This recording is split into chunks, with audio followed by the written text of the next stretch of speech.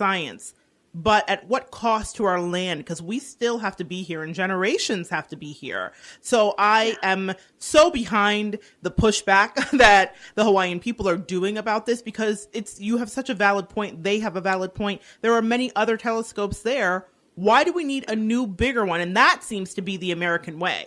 And bigger and better. That's right. Yeah. Right. And at what cost? Yeah. Sorry to interrupt you there. That just is no, really not at all.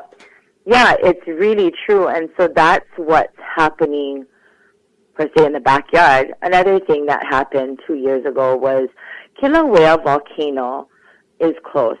It's not my immediate backyard, but it's close enough. I'm in a lava zone, and this is where I built my house. But Kilauea is the most active volcano in the world.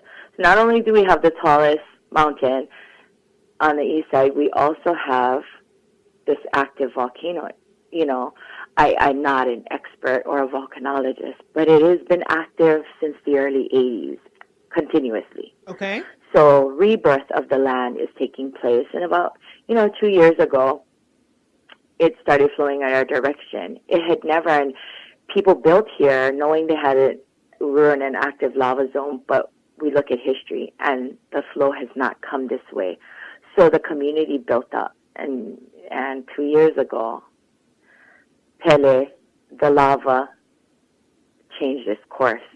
And so we all got a scare. And so we do have a lot going on, and it is a very, very special place that's very alive. So for people to not think that the globe is not an alive thing, they haven't had the pleasure of visiting. Yeah, the experience of visiting here and seeing it, because you feel it. You smell energy. It, you taste it. Yeah. Right. There's no way you cannot. I think they have this new age thing where it's called grounding, or you take off your slippers and you walk in the grass and feel the energy. Yeah. Be prepared if you do that here, because there is a lot of energy here. Oh, I'm on my way. I'm ready. I'm totally ready to put my feet on the Hawaiian soil and feel the energy. So there's an active... I will be right next to you. Amen. Yeah. I'm there. So there's an active volcano in your backyard, and you're from this island, and you're human. Were you scared what could happen to you and your family? Because I think I would be scared. Oh, absolutely. I was really, I'd not experienced, my fiance just built our house. I have this baby that, we've just built our home. And now they're saying, oh, you guys got to go, be prepared. Every day we have a lava update on the radio. It's all over the news.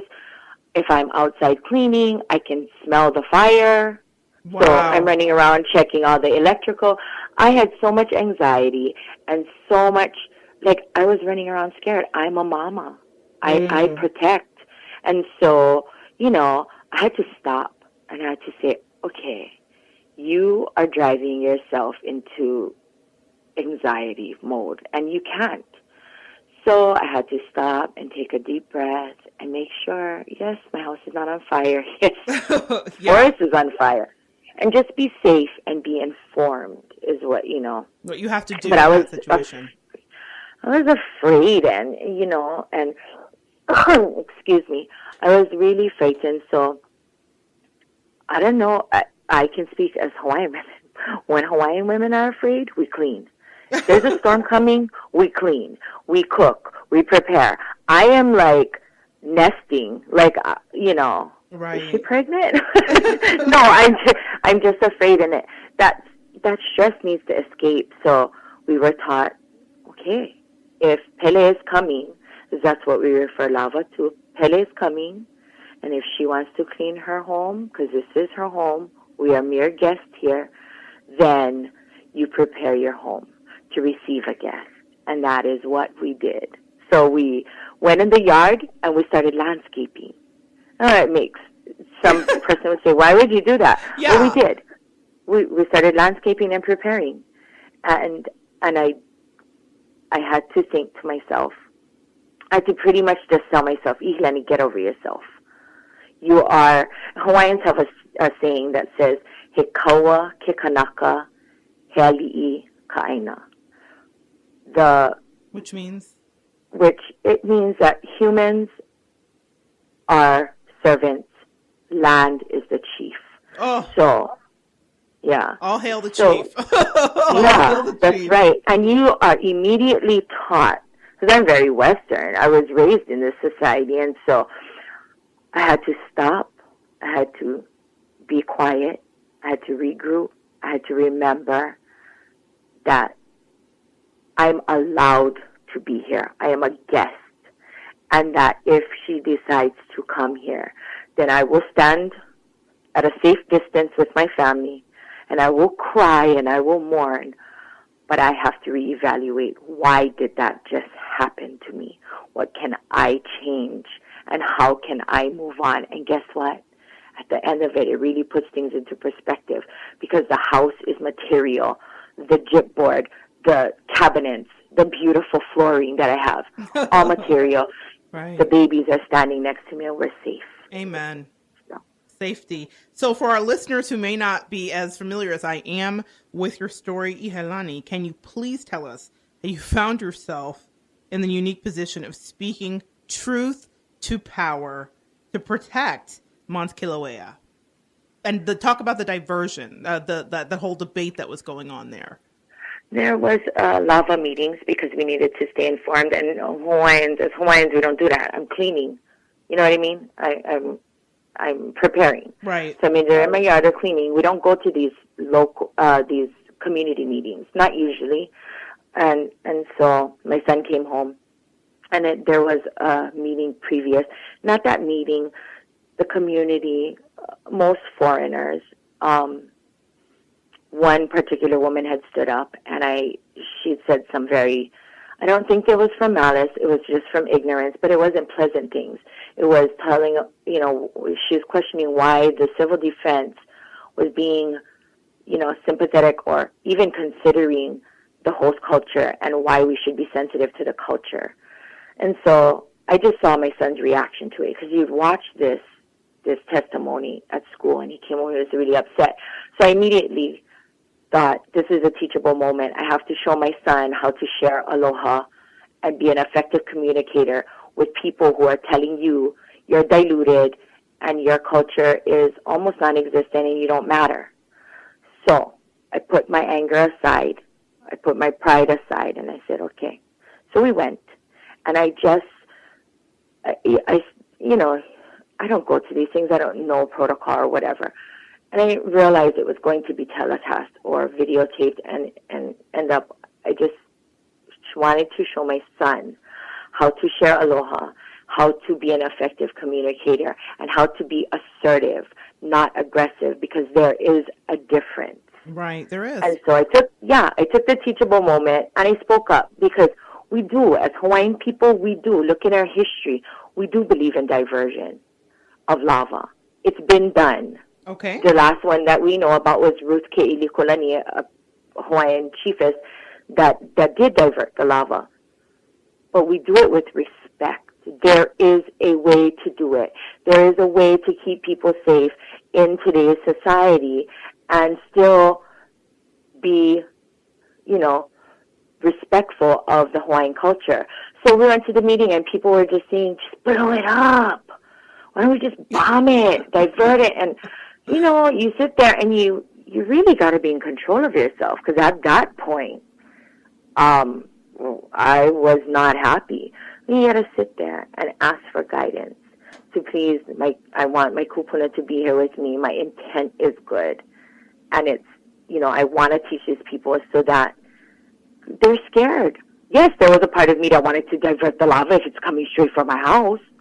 Can you not make it go to the neighbors? You get lost, But yeah. You got to get over yourself and just accept what is and why is this taking place. So I went to that meeting and spoke because I felt it was important for my children. And when you're a mother, I will sit down to dinner and break bread with the devil if it benefits my children. Right. So normally I would not do this because I like to live under the radar. I like to just stay in my yard and stay in my own lane. But you make decisions and you take what comes with that decisions. And so I can only imagine how many people cared to opine after you made these statements, because we live in a very opinionated society. So was there any backlash, especially because this went viral at your local level? This whole talk that you did went viral.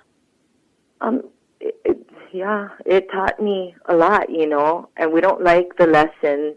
Sometimes we don't like the packaging that God puts the lesson in, but you got to unwrap it anyway, even if it's ugly packaging. And the packaging was 99% of the response was very, very positive and so loving, so much aloha.